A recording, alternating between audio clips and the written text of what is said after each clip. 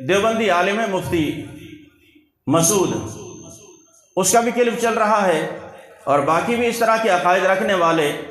جو کبھی امت کی بھلائی کے حق میں بات نہ کر سکے اور ہمیشہ توڑنے کی بات کی، جوڑنے کی بات نہیں کی، جو گنہگار رب کی بارگاہ سے دور ہیں، اگر اس رات میں آ کر ہو سکتا ہے کسی کا دل پلٹ جائے اور وہ ایسی توبہ کر جائے کہ دوبارہ پکا وہ نمازی بھی بن جائے۔ اب اس کو کلپ سنا دیا جائے کہ یار شعبان المعظم کی کوئی فضیلت نہیں ہے، 15ویں شعبان کیا ہے، کچھ بھی نہیں ہے، شب برات کچھ بھی نہیں ہے،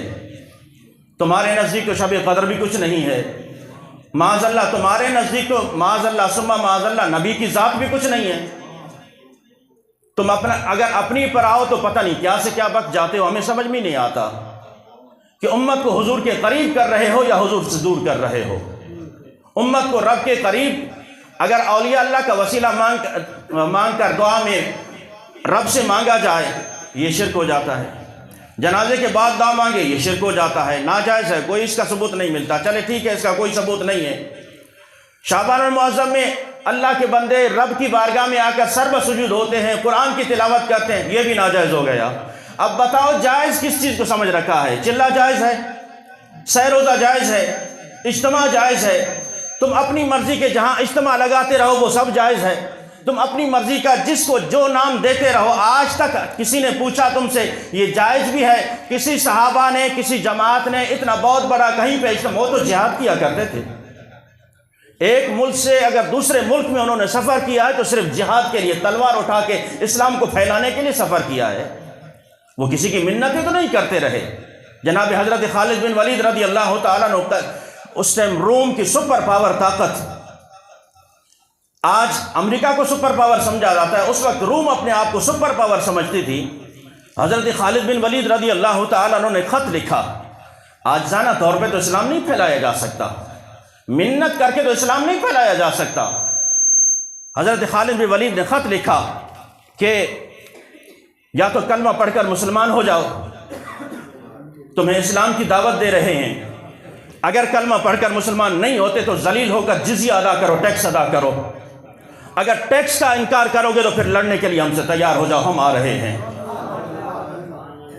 باقی یہ ثبوت تو آج تک ہمیں کہیں سے نہیں ملا کہ لاکھوں کا اجتماع اکٹھا کر لو، اور جب ہم کہیں کہ شب برات کی فضیلت یہ، اس کا کہیں سے ثبوت نہیں ملتا، شب قدر کی فضیلت یہ، اس کا کہیں سے ثبوت نہیں ملتا۔ ہمیں ذرا اجتماع کا ثبوت بھی دکھا دو،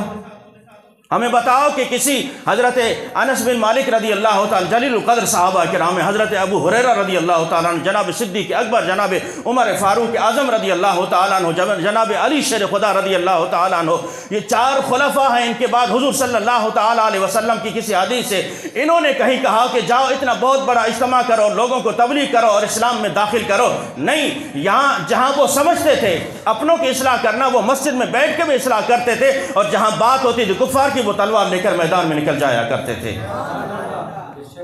اس لیے میرے ساتھیوں کبھی ایسے ڈھکوسلوں میں مت آیا کریں، ایسی کچی باتوں میں مت آیا کریں۔ ہاں اگر آپ کو اللہ تبارک و تعالی پر یہ یقین ہے اور اللہ تبارک و تعالی بخشنے والی ذات ہے، لا تقنطوا من رحمت اللہ، وہ بخشنے والی ذات ہے، وہ بخشنے پر آئے وہ تو بہت بڑا خوش ہوتا ہے توبہ سے، ہاں بڑا خوش ہوتا ہے۔ اللہ اکبر۔ سرکار دو جہاں صلی اللہ تعالیٰ علیہ وسلم نے فرمایا کہ قیامت کا دن ہوگا،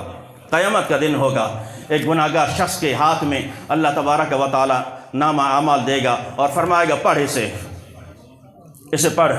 اللہ اکبر۔ گناہگار شخص جب وہ نامہ اعمال پڑھے گا نا، اس میں جو بڑے بڑے گناہ ہوں گے، جو بڑے بڑے گناہ ہوں گے وہ چھوڑتا جائے گا،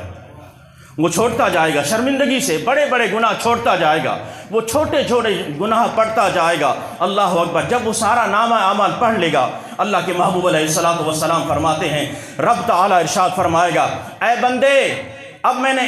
تیرے سارے گناہوں کو نیکیوں میں تبدیل کر دیا ہے،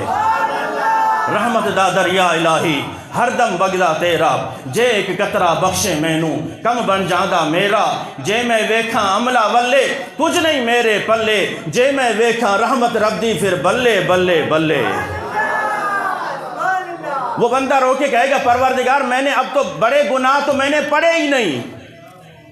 بڑے گناہ تو میں نے چھوڑ دیے ہیں، وہ تو میں چھوڑتا گیا۔ اس بات کو